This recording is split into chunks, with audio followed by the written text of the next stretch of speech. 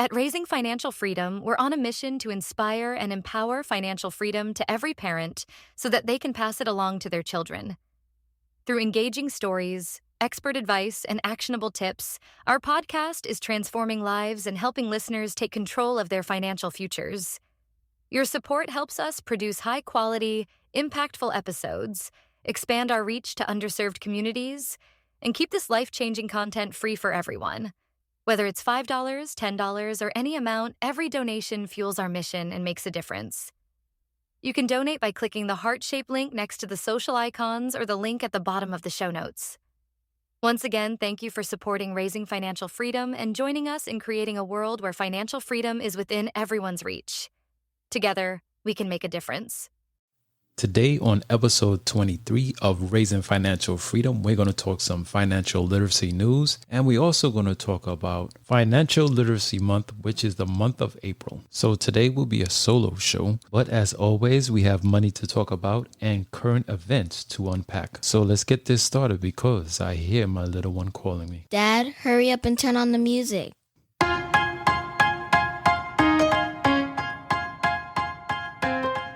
Have you ever wondered why some people seem to have it all financially? Do well-off parents simply hand their children money? Or is there more to this wealth thing?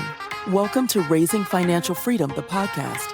We are here to talk about everything you never knew to teach your children when it comes to starting their financial future. The principles behind wealth and methods that are out there to teach your child about personal financial freedom. There is no real trick to earning other than learning. We are here to discuss, teach, and grow with you. Raising Financial Freedom, the podcast, with your host and concerned parent, Eric Yard. Let us get right into today's show. So about 2 days ago, I was reading an article. There was a new study done on middle school students showing that financial literacy can be very beneficial. So in my head, I'm like, duh. That's more than obvious. But I was like, hey, let me see what the results are going to be. So as I read on, the study was done on middle school students by the University of Massachusetts Donahue Institute. So seeing Massachusetts come up again, that alone just tells me that, Massachusetts is doing a lot of big things when it comes to financial literacy. And I have a guest coming up soon, is also coming out of the state of Massachusetts, but we'll get into more of that later on. Like I was saying, these students was given a course called Future Smart, a digital financial literacy course. After they took the course, here are some of the key findings that they found. So for one, 90% of the students who took the course experienced knowledge gain. And 50% of the students saw a knowledge gain of increases of 20%. So now I'm just thinking in my head, wow, that's just a one-time course. Now, what kind of gains would they have if that was taught in every grade? But nevertheless, that's good. So this Future Smart program definitely has made some headways when it comes to financial literacy. As a parent, I think this is something that you should definitely look into and do some more research. I will definitely have links in the show notes to this article. And within the article, there is a link to the complete study. So you could take a look at that also. Maybe we could get somebody from Future Smart in the future to come on to the show and talk a little bit more about the course. I'll have to take a look into that. In another article that I read, for 2021, 3 things need to change in financial literacy. According to a study done by the Council for Economic Education, only 17% of students were required to take at least one semester of personal finance in high school. Well,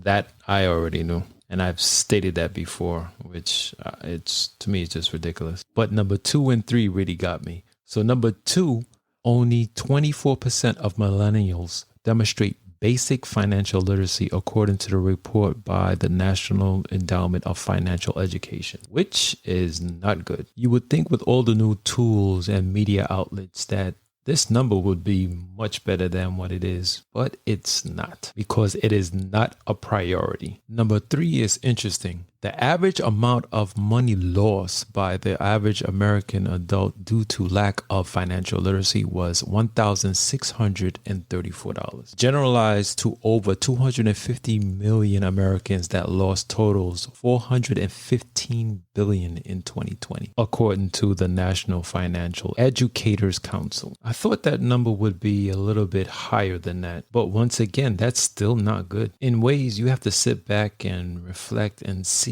what would be the opposite effect of that. If a large percent of Americans were financially literate, how would that affect the economy? How would it affect the stock market? How would it affect companies? These are things we need to ponder on as a nation, because what we're doing right now is not working.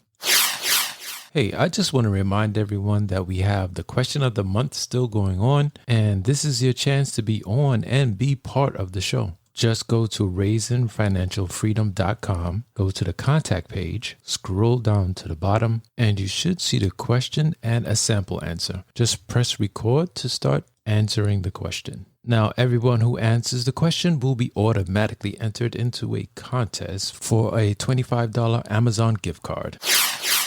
In other news, we have basketball and football players getting involved in financial literacy. Brandon Copeland from the New England Patriots, Kevin Durant from Brooklyn Nets, Chris Paul. These are some of the big names that are getting involved in financial literacy. Copeland teaches personal finance alma mater, the University of Pennsylvania, and teaches personal finance to the students over there. So that is just great. Harrison Barnes from the NBA and Chris Paul are partnering with the Goal Setter app, which is an app that teaches young people about financial literacy through quizzes, games, memes. It's always good to see athletes give back to the community, but when they give back in the form of financial literacy, that is the gift that will echo through generations and generations of young children. Now, financial literacy is next month, and coming to the show, we're going to definitely have some strong heavy hitters who are doing big things when it comes to financial literacy.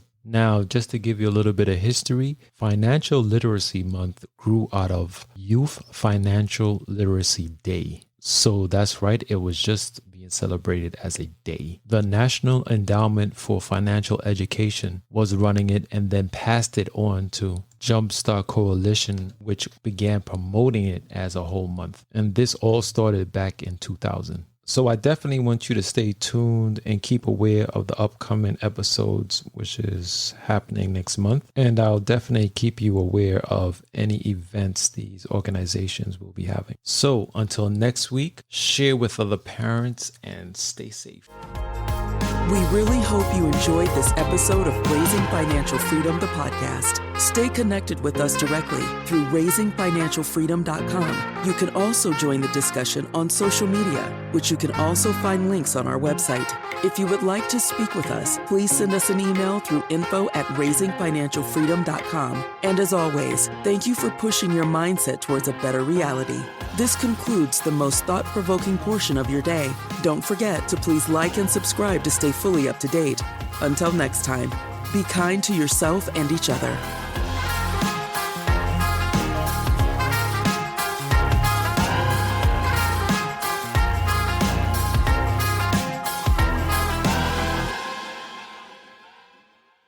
Before you go, I wanted to tell you about a new option called Fan Mail, which uses text messaging to give our listeners the ability to text our show directly. There is a link in every episode at the top that will say, "Send us a text."